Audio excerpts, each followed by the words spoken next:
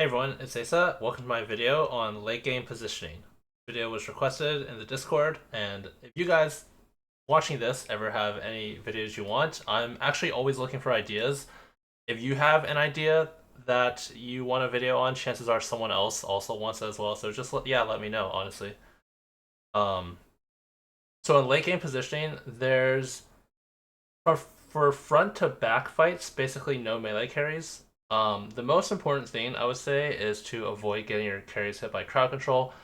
Check out the Elise positioning guide if you haven't looked at that recently. But there's some other units, for example, like Jinx will stun across. So let's say you're playing 7 Rebel, or like your opponent's playing 7 Rebel or something, and then they have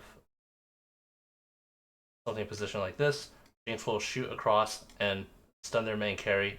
Um, so I guess like if you're playing against this, you can counter this by either not putting your carry directly across, or you could just move this unit over here, so she'll shoot diagonally this way. There's just one example. Jinx is not like a super common unit in the set. I just want to say, like, just for example, the most important thing in front to back is to avoid CC in general. Next, let's talk about melee units. Melee units tend to it depends on the unit. Like Camille tends to want to take some damage. Akali and Nocturne tend not to want to be first focused. Violet tends to want to take some damage. But basically, most melee units are kind of either Titans units or Edge of Night units.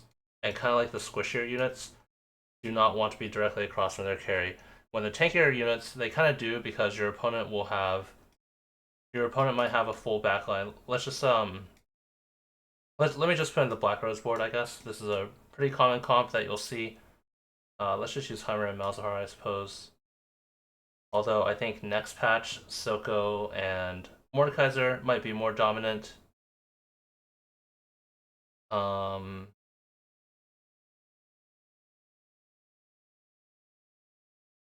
Cassio, and then maybe like a Nunu. So like pretty standard board here. So I would say like positioning this board. Another thing that's important against melee units is that your strongest tanks are on the same side as your carries. Because what can happen if not, let's say your strongest tanks are 2-star Garen and Sion over here, you have all your items on Garen. If they, if you're, I guess I'm looking at this from the other perspective. Can I flip this board? Okay, let's say we're playing as a melee carry. We have a bunch of melee carries over here. Let's just say maybe Mish jumps around, but just throw Smish in here. Basically, a lot of times this unit might die. We kill a really weak unit here. Echo walks up, or sorry, Echo can't walk up yet. Camille walks up, we kill this. Echo walks here, and then Camille walks here, and then maybe Elise jumps out of the way, and now Camille can kill the carries. So as a Black Rose player, you want to make sure your carries are on the same side as your strongest tanks. This doesn't matter as much in front to back matchups. It's very rare that your backline will get targeted unless they have melee units. Um, yeah, for your melee units, if you want to drain tank, like let's say you have a Camille 3 that wants to take some damage, having her in front of this carry is actually pretty good because she'll get fed mana. This unit alone is not going to kill the Camille, um, whereas like she'll tank some of the damage while the rest of your team tanks some damage. On the other hand, like if you have her over here, she's not taking any damage at all. Uh, that's not very good, right? Because if she's capable of taking damage and you're not taking advantage of that, then that's a huge detriment to your entire team. It means the entire rest of your team is taking a lot of damage. I would say those are kind of the basics for general ideas for late game positioning. Again, try to avoid crowd controls. Uh, for more specific things to watch out for, I mentioned Jinx earlier. Um, some more specific things. I mean, it also goes in reverse, right? Like you want to target their backline with your crowd control units like Jinx. Some things to watch out for, like Enforcer, for example. If your opponent is playing vertical Enforcer, you actually really need to prioritize having your strongest tank in front of their strongest carry because you want to delay that enforcer proc as much as possible. If they're playing 6 enforcer, that means 4 units will be marked. So oftentimes it might be like these 4 units. So if you're in a position like this and they have their strongest carries on this side, like a Vi2, I don't know, like an Aesah with Enforcer Spat, for example, they kill this Vladimir, they kill this Nunu, they're going to get that Enforcer proc really early. But if you manage to put your strongest tanks in front of them, they're not going to get that proc for a long time. So Enforcer is not like super common, but it is something to look out for. Another very, very common one is snipers.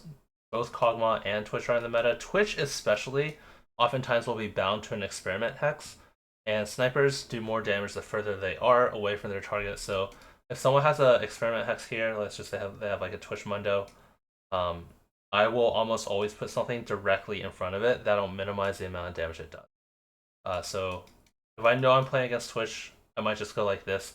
I'm also going to put my carries closer to the Twitch because Twitch obviously can hit any unit on the entire map, and it's more likely to kill the unit in this corner than it is in this corner, just because, well, of course, it does more damage to the unit in this corner. Both also deal reduced damage for units that they pass through, so having a really strong unit right in front of it will protect your carry over here. So in this example, I'm using Malzahar and Heimer as my main carry. So I position something like this if, as a Black Rose player, if Twitch is bound over here by an experiment hex. Same thing with Kog'Maw. Kog'Maw, obviously, they can swap their carry last second, but if you notice a player isn't moving that much or you think you can predict them, you want to be same side in the same way to reduce their sniper value. If they're over here, what's going to happen is they're going to kill these 2 units pretty quickly, and they're going to get a ton of sniper value. Every single hex matters. Every single hex is 7% damage amp. Of course, once it gets to a lot, it starts being additive, so it's not quite as much as 7% normally is, but for reference, that's like how much red buff gives you is 6% damage amp. So every single hex is very relevant. You really want to reduce snipers as much as possible.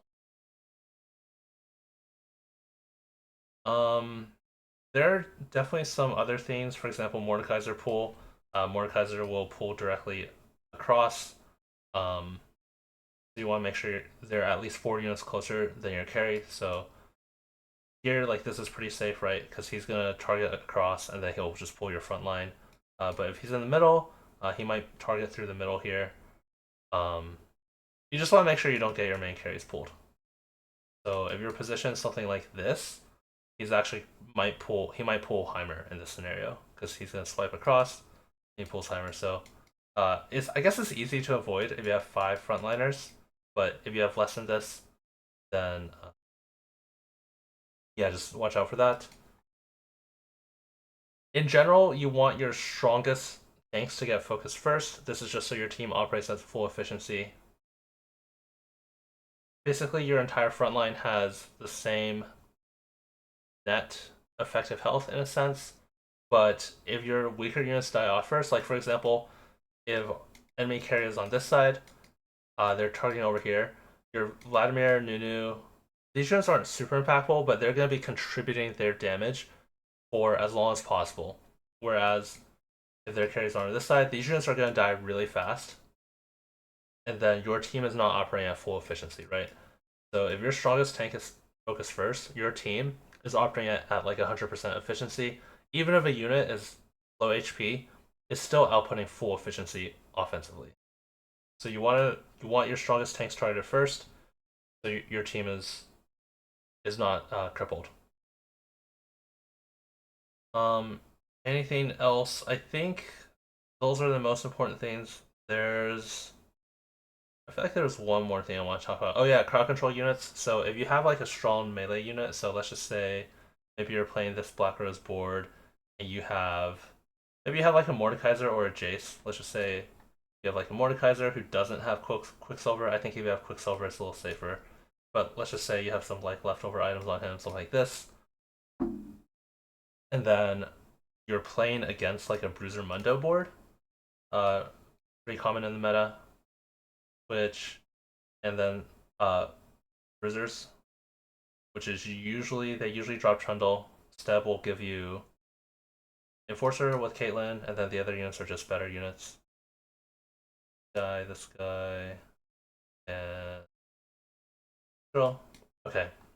So this is like, am I missing one? Oh, Elise. So this is like a pretty standard bruiser board. So if you have a really strong unit, note that like Rennie and Set both have crowd controls. So if I guess playing as the Twitch player, you can try to position these in front of Mordekaiser to CC this unit, because basically if Rennie's over here and it stuns like a Vladimir, its her ability is basically wasted. But if you stun your opponent's Mordekaiser, it's very, very valuable. One thing you can do to target specifically across is if you put a unit here, it will always target the unit directly across from it. So this is pretty useful. You can also do this, for example, with frontline Jace. If your opponent has a really strong tank or unit that you want to target, you can put a frontline Jace right here, and he'll walk up and use his ultimate to temporarily remove that unit from the fight, which is extremely impactful. It's a really long crowd control. So yeah, I think in the first half of this video talked about some more general tips for late game positioning. In the second half, talked about some specific things for this set to watch out for. But I would say just in order to learn late game positioning, just watch the fight and kind of see like what goes wrong, basically, and then try to fix it for the next fight. If you notice like your carry is dying before the rest of your team, then that's something that like can be changed. For example, if you noticed your Mordekaiser or like frontline important units are getting CC'd, that's something that can be changed. If you notice your backline is getting stunned by Elise, then that's something that can be changed as well. Anyway, that's gonna wrap it up for this video. Let me know in the Discord if you have any comments or questions. Thank you for watching.